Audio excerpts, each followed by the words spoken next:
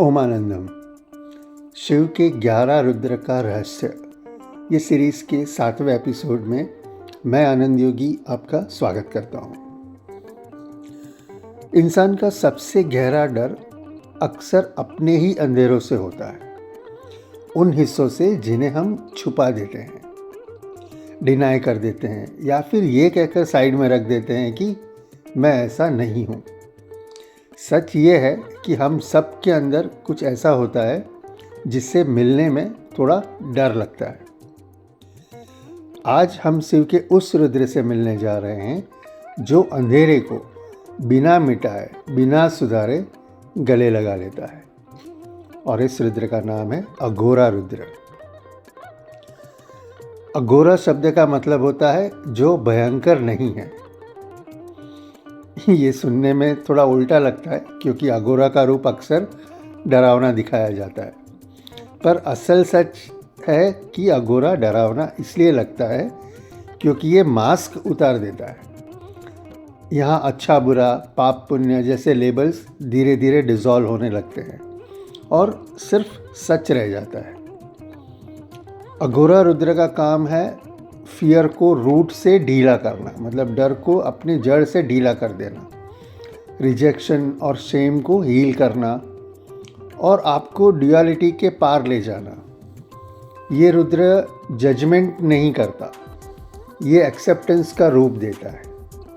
जब अघोरा रुद्र एक्टिव होता है तो इंसान खुद से भागना बंद कर देता है। गिल्ट जो है वो धीरे धीरे पिघलने लगती है और एक अजीब सी फ्रीडम महसूस होती है, जैसे बोझ कम हो गया हो। ये रुद्र का रिलेशन आज्ञा चक्र और सहस्रा चक्र के बीच के उस ब्रिज से है जहाँ आइडेंटिटी धीरे धीरे डिसॉल्व होने लगती है।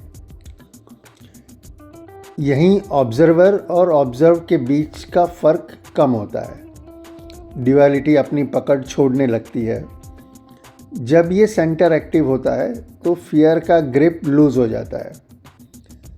मौत का डर जो है वो सॉफ्ट होने लगता है और जजमेंट अपने आप निकल जाता है। अघोरा रुद्र यही काम करता है। अघोरा रुद्र शैडो को तोड़ता नहीं है, वो शैडो को इंटीग्रेट करता है। शैडो का मतलब होता है जेलसी, गुस्सा, टैबू डिज़ायर्स, सप्रेस इंस्टिंक्ट्स, वो सब जो हम एक्सेप्ट नहीं करना चाहते। इन्हें एक्सेप्ट करने का मतलब ये नहीं है कि हम उन पर एक्ट करें। एक्सेप्ट करने का मतलब होता है उनसे लड़ना बंद कर देना। जब लड़ाई ख़त्म होती है तब हीलिंग शुरू होती है। अघोरा रुद्र का एक गहरा संबंध डेथ और लॉस के डर से भी होता है, इसलिए इसे स्मशान से जोड़ा जाता है, क्योंकि वहाँ कोई इल्यूजन नहीं होता, सब बराबर हो जाता है। बॉडी और आइडेंटिटी दोनों ही नहीं रहते। इस रुद्र के साथ डेथ का डर धीरे धीरे कम होने लगता है। लॉस को एक्सेप्ट करना थोड़ा आसान हो जाता है। अघोरा रुद्र अच्छा बुरा नहीं सिखाता, वो मॉरलिटी के रूल्स नहीं देता, वो अवेयरनेस सिखाता है। जब अवेयरनेस आ जाती है ना तो एक्सट्रीम्स खुद ब खुद मिट जाते हैं, रिएक्शंस कम हो जाते हैं और कंपैशन नेचुरल हो जाता है। मॉरलिटी रूल्स से आती है पर अवेयरनेस क्लैरिटी से आती है। ये भी समझना ज़रूरी है कि अघोरा रुद्र हर किसी के लिए नहीं होता। ये उन लोगों के लिए आता है जिन्होंने काफ़ी काम कर लिया हो, जो रोशनी के साथ अंधेरे को भी देख पाते हों। इस फेज़ में सॉलिट्यूड बढ़ने लगता है, बातें कम हो जाती हैं और अंदर का स्पेस जो है वो गहरा होने लगता है। ये लोनलीनेस नहीं है बल्कि कंप्लीटनेस है। हम अपने आप को कंप्लीट महसूस करते हैं, अकेला नहीं। रुद्र जो है अघोरा रुद्र, उसके लिए कोई कठिन साधना नहीं चाहिए। कोई रात का समय या कोई शांत अंधेरे का टाइम हो जहाँ शांति हो, वहाँ बैठिए, आंखें बंद कर दीजिए जो भी इमोशंस आए उसे आने दीजिए।